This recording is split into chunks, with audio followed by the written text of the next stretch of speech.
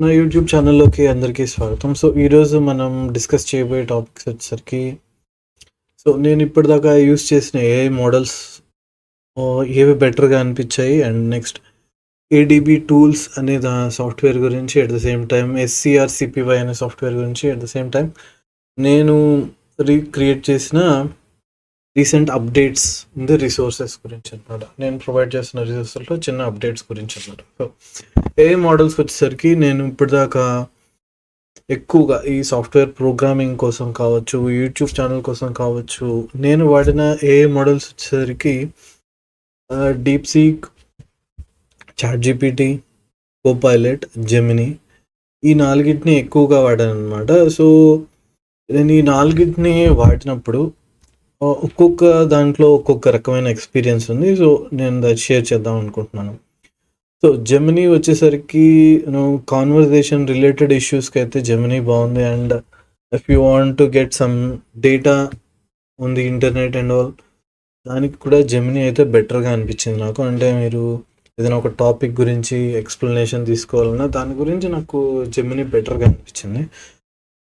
Gemini తర్వాత Copilot వచ్చేసరికి ప్రోగ్రామింగ్లో మీరు ఒక పర్టిక్యులర్ ప్రోగ్రాంలో ఏవైనా లాజిక్స్ కానీ, అంటే ఇంకా చెప్పాలంటే పార్ట్ ఆఫ్ ది ప్రోగ్రామ్ అన్నమాట. ఒక పెద్ద ప్రోగ్రాంలో చిన్న చిన్న పార్ట్స్ యొక్క లాజిక్స్ కోసం, దాంట్లో కావాలన్న ఫార్ములాస్ కోసం కానీ, స్క్రిప్ట్ కోసం కానీ, కోడ్ కోసం కానీ, చిన్న చిన్న పార్ట్స్ కోసం, చిన్న చిన్న లాజిక్స్ కోసం, ఏదో సబ్ ప్రోగ్రామ్, చిన్న మినిమల్ ప్రోగ్రామ్ కోసం యూస్ చేయడానికి కోపైలట్ బెటర్గా ఉంటుంది. You can use for big programs కూడా యూస్ చేయొచ్చు. బట్ నేను గమనించింది ఏంటంటే కోపైలట్ వచ్చేసరికి ఒక లిమిట్ దాటి మనం అడిగామంటే it's like a people when got vexed off. అంటే ఒక్కొక్కసారి అదేమవుతుందంటే please try again later, it was little busy, something like that వస్తుంది అనమాట.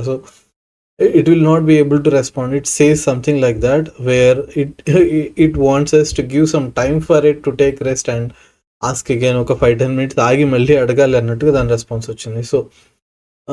డీటెయిల్డ్ రెస్పాన్సెస్కి కోపైలట్ అయితే అంత సపోర్టివ్ కాదు. But still it is also giving almost near response to the DeepSeek అనమాట. అది నేను గమనించింది.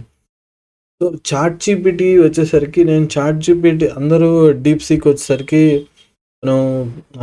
సెక్యూరిటీ ఇష్యూస్ ఉంటాయి, పర్సనల్ డేటా యూసేజ్ ఉంటుంది, ఇట్లాంటివన్నీ చెప్తున్నారు. బట్ నేను గమనించింది ఏంటంటే చాట్‌జీపీటీలో మనం కాన్వర్జేషన్ చేసిన తర్వాత, మన చాట్ హిస్టరీ డిలీట్ చేసిన తర్వాత కూడా అది మన పర్సనల్ రిలేటెడ్ క్వశ్చన్స్ కానీ, డేటా కానీ అది సేవ్ చేసుకొని దాన్ని బేస్ చేసుకొని దానికి తగ్గట్టుగా రెస్పాన్సెస్ ఇస్తుంది అనేది నేను బాగా గమనించాను. ఇలా ఆలోచిస్తే అప్పుడు డీప్‌సీక్ కన్నా చాట్‌జీపీటీకి ఎక్కువ ప్రైవసీ ఇష్యూస్‌తో ప్రాబ్లం ఉంటుంది అనేది నా opinion. Because we are giving our experiences, our thought process, methodology, మన ఆలోచనలు, ఇలాంటివన్నీ కూడా మనం దానికి నేర్పిస్తున్నాము అన్న ఫీలింగ్ వస్తుంది. నేను చాట్‌జీపీటీతో ఎక్స్పీరియన్స్ చేసింది ఏంటంటే అది it's like getting to know about us అనమాట. మన గురించి దానికి అర్థమైపోతుంది. It's like trying to behave like a friend who knows about you. అలా బిహేవ్ చేస్తుంది. దట్స్ వై నేనైతే చాట్‌జీపీటీకి తక్కువ యూస్ చేయడానికి ఇంపార్టెన్స్ ఇస్తాను. అండ్ డీప్‌సీక్ వచ్చేసరికి రెస్పాన్స్ చాలా బెటర్గా ఉంది. అంటే అది ఇచ్చే రెస్పాన్స్ చాలా డీటెయిల్డ్గా, ఇన్‌డెప్త్‌గా ఉంటుంది, చాలా క్లియర్గా, బెటర్గా ఉంది అంటే మిగిలిన 3 టూల్స్తో చూసినప్పుడు. కాకపోతే డీప్‌సీక్‌లో ప్రాబ్లం ఏంటంటే అది కంప్లీట్లీ ఫ్రీ వర్షన్. దానికి సబ్స్క్రిప్షన్ మోడల్, పేమెంట్ మోడల్ ఏం లేదు. దీనివల్ల ఏమైందంటే సర్వర్ బిజీ అని వస్తుంది. We need to refresh the answer and it will refresh. There are chances there are cases where నేను ఒక రిప్లై కోసం ఒక 20 టైమ్స్ రిఫ్రెష్ కొట్టాల్సిన సిచ్యువేషన్ని కూడా నేను ఫేస్ చేశాను. బట్ రెస్పాన్స్ అనేది చాలా ఎఫెక్టివ్గా ఉంది. అంటే అది ఇచ్చిన ఆన్సర్స్, రెస్పాన్సెస్ అనేవి చాలా డీటెయిల్డ్గా, చాలా ఎఫెక్టివ్గా ఉన్నాయి. దట్స్ వై నేను ఎక్కువ డీప్‌సీక్ వాడడానికి చూస్తాను అనమాట. యాక్చువల్గా అది పెయిడ్ మోడల్స్ ఉన్నాయేమో, అసలు సబ్స్క్రిప్షన్ తీసుకుందాము అని నేను చూశాను. బట్ అది ప్రస్తుతానికి అయితే కంప్లీట్లీ ఫ్రీ. పెయిడ్ మోడల్ తీసుకుంటే ఆ సర్వర్ బిజీ ఇష్యూ రాదేమో, దానికి తోడు చాట్ జీపీటీ కన్నా చాలా లెస్సర్ కాస్ట్ అన్నారు కదా అని నేను అలా ఆలోచించి చూశాను. బట్ అదేమో కంప్లీట్లీ ఫ్రీ మోడల్. సో అందరూ వాడుతున్నట్టున్నారు. సో సర్వర్ బిజీ అని వస్తుంది అనమాట. So that is about AI models, నా ఎక్స్పీరియన్స్ అనమాట. కానీ చాలా బాగా యూజ్ అవుతున్నాయి. బట్ చిన్న చిన్న ప్రోగ్రామ్స్కి అయితే ఇప్పుడు నేను చెప్పిన 4 ఏఐలో ఏదైనా యూజ్ అవుతుంది. But if you want to build a kind of software and all, you need to think about your requirement and then proceed అనమాట. మీరు పెద్ద సాఫ్ట్వేర్ డెవలప్ చేయాలి అనుకున్నప్పుడు మీ అవసరాలని బట్టి దాన్ని బట్టి మీరు చూస్ చేసుకోవాలి. సో నెక్స్ట్ ఏడిబి టూల్స్ వచ్చేసరికి, యాక్చువల్గా ఏడిబి టూల్స్ అనేది జనరల్గా మొబైల్ సాఫ్ట్వేర్ ఇష్యూస్ వచ్చినప్పుడు ఈ సాఫ్ట్వేర్ని యూస్ చేసి కరెక్ట్ చేయడానికి ట్రై చేస్తారనమాట most of the cases. So ADB tool software అనేది మనం ఒక ప్రోగ్రామ్ని మన సిస్టంలో ఇన్స్టాల్ చేసుకొని మొబైల్ని కనెక్ట్ చేసుకొని, అంటే మొబైల్లో డెవలపర్ టు ఆప్షన్స్ అనేవి ఎనేబుల్ చేసుకోవాలి. డెవలపర్ ఆప్షన్స్ ఎనేబుల్ చేసుకొని యూఎస్బి డీబగ్గింగ్ అనేది కూడా ఎనేబుల్ చేసుకోవాలి. బికాజ్ మనం యూఎస్బి కనెక్ట్ చేస్తాము సిస్టమ్కి, అండ్ ఆ కనెక్షన్ యూజ్ చేసుకొని మనం మొబైల్లో ఏమైనా రిపేర్స్ కానీ సాఫ్ట్వేర్ ఇష్యూస్ కానీ కావాలంటే క్లియర్ చేసుకోవచ్చు. అట్ ద సేమ్ టైం ఇంకొక ప్రోగ్రామ్ ఉంది, SCRCPY అనమాట. SCRCPY.exe ఇదొక సాఫ్ట్వేర్ ప్రోగ్రామ్ ఉంది, SCRCPY అని.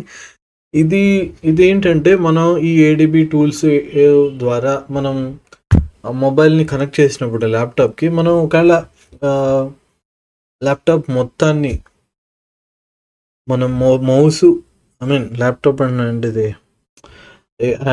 అంటే ఈ ఏడిబి టూల్స్ కానీ SCRCPY కానీ ఆండ్రాయిడ్కే వర్క్ అవుతుంది. ఇట్స్ నాట్ ఫర్ iOS అనమాట, యాపిల్ వీటికి వర్క్ అవ్వదు. సో ఇప్పుడు ఈ SCRCPY వల్ల ఏంటంటే మీకు కంప్లీట్ మొబైల్ స్క్రీన్ అనేది మీకు ఒక చిన్న విండోలో మీకు ల్యాప్టాప్లో వచ్చేస్తుంది. And with mouse and keyboard మీరు ల్యాప్టాప్ని ఎలా యూజ్ చేస్తున్నారో అదే విధంగా ఆండ్రాయిడ్ మొబైల్ని కూడా మీరు ల్యాప్టాప్ స్క్రీన్ మీద యూజ్ చేసుకోవచ్చు. మీకు టోటల్ మొబైల్ స్క్రీన్ డిస్ప్లే అవుతుంది. Everything you can use with this one keyboard and mouse of laptop. Laptop యొక్క కీబోర్డ్ మౌస్ తోటి మనం మొబైల్ని కూడా కంట్రోల్ చేసుకోవచ్చు అన్నమాట. కంప్లీట్గా మనం నార్మల్గా చేతితో మొబైల్ వాడేటప్పుడు ఎలా యూజ్ చేస్తామో అలాగా మనం ల్యాప్టాప్కి కనెక్ట్ చేసినప్పుడు ల్యాప్టాప్ కీబోర్డ్ మౌస్ తోటి మనం దాన్ని కంట్రోల్ చేయొచ్చు. సో దిస్ ఈజ్ SCRCPY అనమాట. ఈ ప్రోగ్రామ్ కూడా ఉంది. సో నేను వీటన్నిటికీ లింక్స్ డిస్క్రిప్షన్లో ప్రొవైడ్ చేస్తాను. ఎవరైనా డౌన్లోడ్ చేసుకొని యూజ్ చేయాలనుకుంటే చేసుకోవచ్చు.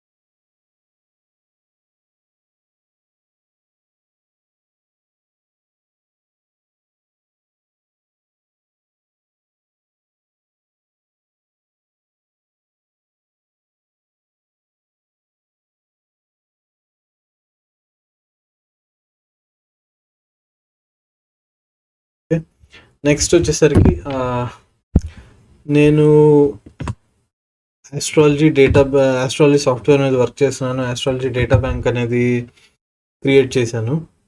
సో అది ఇప్పుడు లైవ్గా ఉంది, ఎవరైనా కావాలంటే యూజ్ చేసుకోవచ్చు అనమాట. సో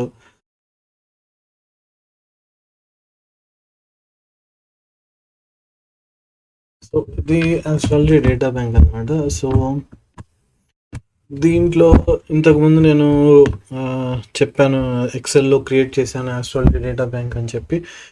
సో ఆ డేటా మొత్తం ఈ వెబ్సైట్లో అవైలబుల్గా ఉంటుంది. అప్రాక్సిమేట్లీ 16,000 పీపుల్ ఉంటాయి అనమాట. యాక్చువల్లీ 16,000 సమ్ ఆట్ డేటా ఉంది.